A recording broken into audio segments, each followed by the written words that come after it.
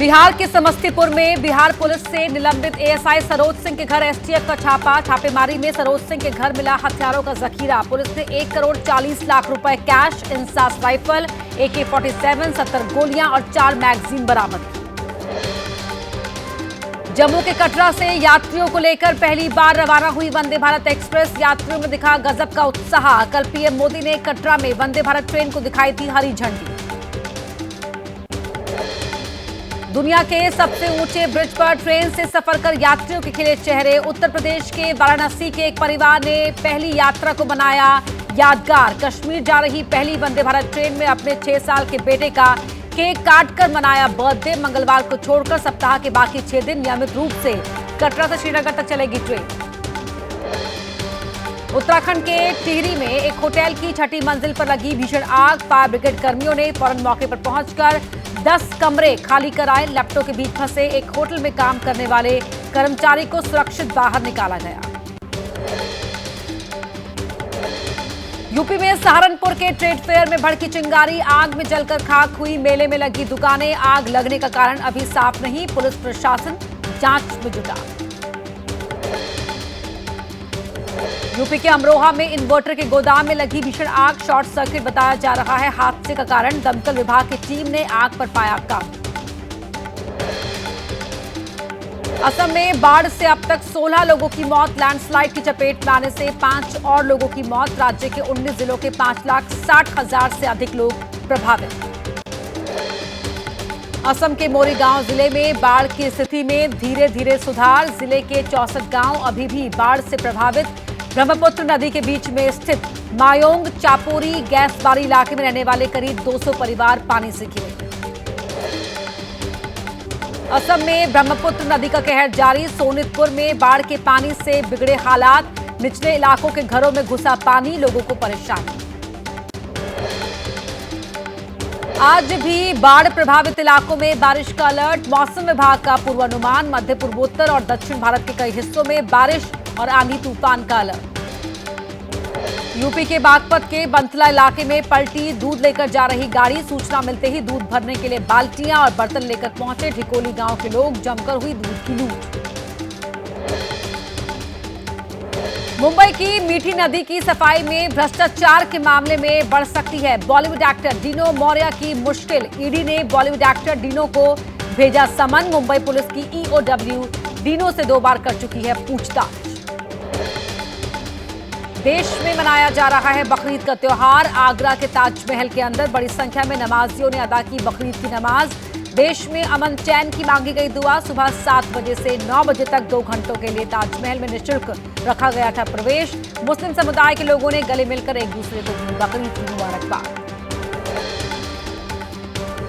बकरीद पर PDP प्रमुख महबूबा मुफ्ती ने लोगों को दी मुबारकबाद। साथ ही श्रीनगर की जामा मस्जिद में ताला लगाने का लगाया आरोप। बोली ये बहुत गलत है, फैसले की निंदा की। हरिद्वार के ज्वालापुर इलाके में कड़ी सुरक्षा के बीच संपन्न हुई बकरीद की नमाज। मस्जिदों और ईदगाहों से दिया गया भाईचारे का संदेश। वाराणसी की मस्जिदों में पढ़ी गई नमाज। नमाज के दौरान प्रशासन रहा अलर्ट। ड्रोन से की गई मस्जिदों की निगरानी। यूपी के संभल में अदा की गई ईद उल अजहा की नमाज। मुसलमानों ने की अमन चैन की दुआ। नमाज के दौरान पुलिस प्रशासन भी मुस्तैद रहा। बकरीद को देखते हुए अयोध्या में भी कड़ी सुरक्षा। पुलिस ने किया फ्लैग मार्च। SP ने कहा लोगों को बताए गए सरकार के दिशा निर्देश। कुर्बानी से जुड़ी समस्याओं की भी ली गई जानकारी। बिहार में भी बकरीद को लेकर कड़ी सुरक्षा। सहरसा जिले में पुलिस ने निकाला फ्लैग मार्च। लोगों को सद्भाव के साथ पर्व मनाने की अपील।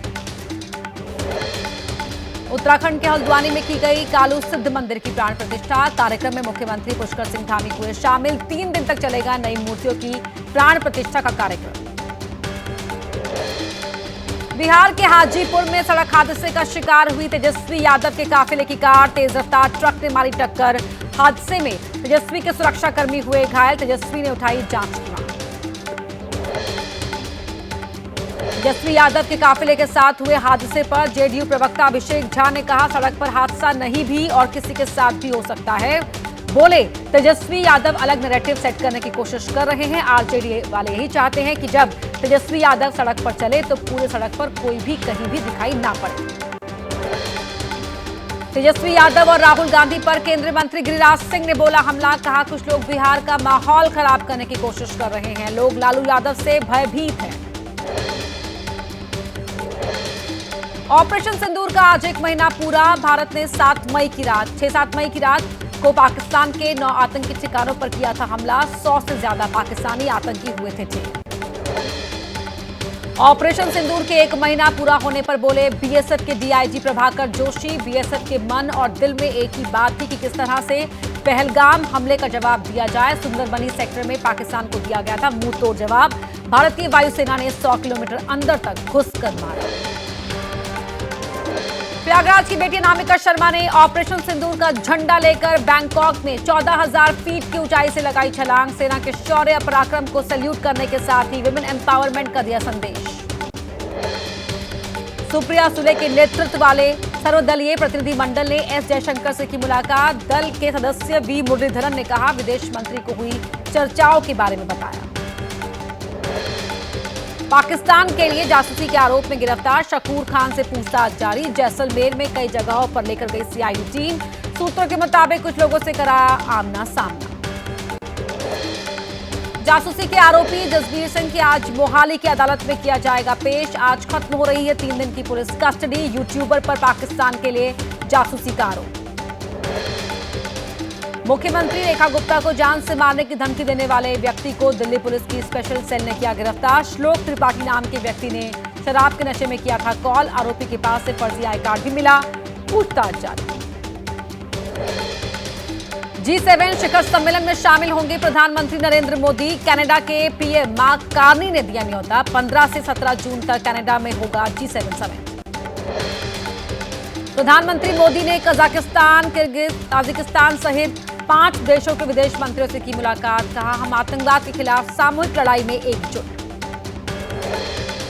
केंद्रीय गृह मंत्री अमित शाह का आज तमिलनाडु दौरा। कल बीजेपी की राज्य कोर कमेटी के साथ करेंगे बैठक। मदुरई में जिला और मंडल स्तर के पदाधिकारियों के साथ भी करेंगे मंथन। बीएमसी इलेक्शन से पहले राज ठाकरे को बड़ा झटका। एमएनएस के एकमात्र पूर्व पार्षद संजय तुर्डे ने छोड़ा साथ। सोमवार को शिवसेना के शिंदे गुट में शामिल होने की अटकल। महाराष्ट्र के गिरगांव इलाके में पोस्टर लगाकर राज और उद्धव ठाकरे के एक साथ आने की अपील। पोस्टर में लिखा मराठी लोगों को बचाएं। 8 करोड़ मराठी लोग बेसब्री से दोनों के साथ आने का इंतजार कर रहे हैं। उद्धव ठाकरे ने चचेरे भाई राज ठाकरे के साथ आने के दिए संकेत। कहा हमारे और उनके मन में कोई भ्रम नहीं, हम कोई संदेश नहीं, सीधा खबर देंगे। उद्धव और राज ठाकरे के साथ आने की खबरों पर सुप्रिया सुले ने जताई खुशी। कहा ये बहुत अच्छी बात है कि एक साथ आ रहा है ठाकरे परिवार। उद्धव और राज ठाकरे के साथ आने की खबरों पर महाराष्ट्र के सीएम देवेंद्र फडणवीस ने कहा इससे मेरा लेना देना नहीं, ये दोनों तय करेंगे कि एक दूसरे का समर्थन करना है या नहीं। उद्धव और राज ठाकरे के साथ आने की अटकलों पर बोले अजीत पवार। कहा वो दोनों अपनी अपनी पार्टियों के प्रमुख, कोई भी फैसला लेना उनका विशेष अधिकार। महाराष्ट्र में बीजेपी विधायक राम कदम ने राहुल गांधी को बताया फेल छात्र। कहा लोकसभा में जीते थे तो ईवीएम ठीक थी, महाराष्ट्र में खराब हो गई। बोले राहुल की बचकाना हरकत की वजह से हारती है कांग्रेस। बेंगलुरु भगदड़ मामले पर कार्रवाई जारी। खुफिया विभाग के एडीजी हेमंत निम्बालकर का किया गया ट्रांसफर। इससे पहले पुलिस कमिश्नर समेत कई बड़े अधिकारियों पर गिरी थी गाज। देश में पिछले 24 घंटे में कोरोना के 498 नए केस आए सामने। 4 लोगों की मौत। एक्टिव मरीजों की संख्या 5,364। अब तक कुल 55 लोगों की जान ले चुका है कोरोना। केरल में कोरोना के सबसे ज्यादा 1,679 मरीज। गुजरात में 615, पश्चिम बंगाल में 596, दिल्ली में 592 और महाराष्ट्र में हैं कोरोना के 548 एक्टिव केस। देश की राजधानी दिल्ली में डराने लगा है कोरोना। पिछले 24 घंटों में 30 नए मामले दर्ज किए गए, जिसके बाद एक्टिव मरीजों की संख्या बढ़कर हुई 592। नोएडा में भी तेजी से फैल रहा है कोरोना वायरस। पिछले 24 घंटे में 32 लोगों में हुई संक्रमण की पुष्टि। नोएडा में कोरोना के हैं कुल 190 एक्टिव केस। रिलायंस इंडस्ट्रीज के चेयरमैन और एमडी मुकेश अंबानी ने मुंबई स्थित इंस्टीट्यूट ऑफ केमिकल टेक्नोलॉजी को बिना शर्त 151 करोड़ रुपए देने की घोषणा की। 1970 में इसी इंस्टीट्यूट से ग्रेजुएट हुए थे मुकेश अंबानी।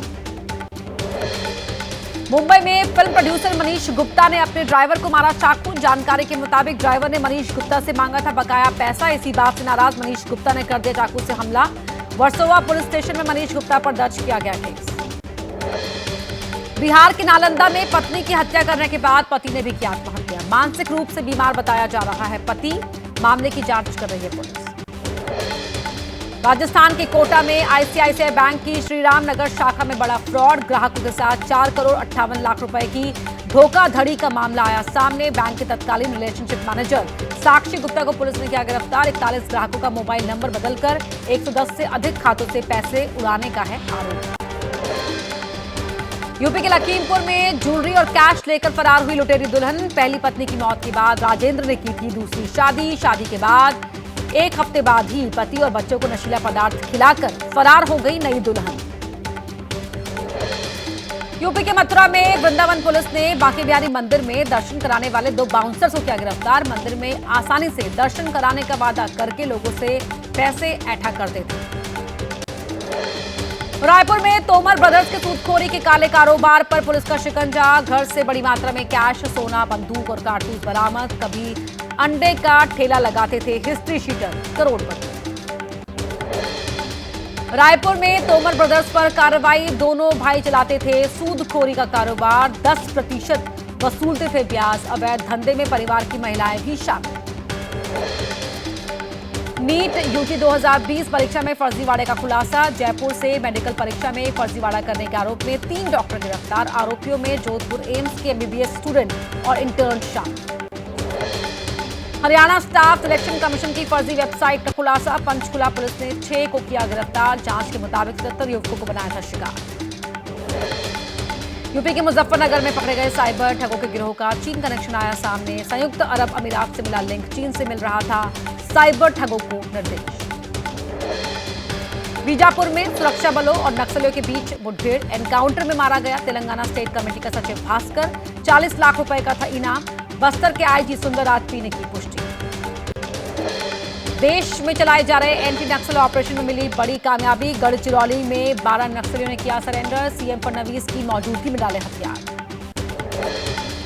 यूपी के मुजफ्फरनगर में पकड़े गए साइबर ठगों के गिरोह का चीन कनेक्शन आया सामने। संयुक्त अरब अमीरात से मिला लिंक। चीन से मिल रहा था साइबर ठगों को निर्देश।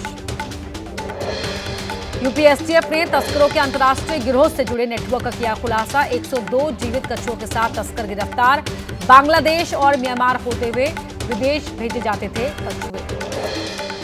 देहरादून हरिद्वार नेशनल हाईवे पर टकराई गाड़ियां। कार का टायर फटने पर ड्राइवर को लगानी पड़ी ब्रेक। छिंदरवाला के पास लगातार टकराती गई पीछे से आती गाड़ियां।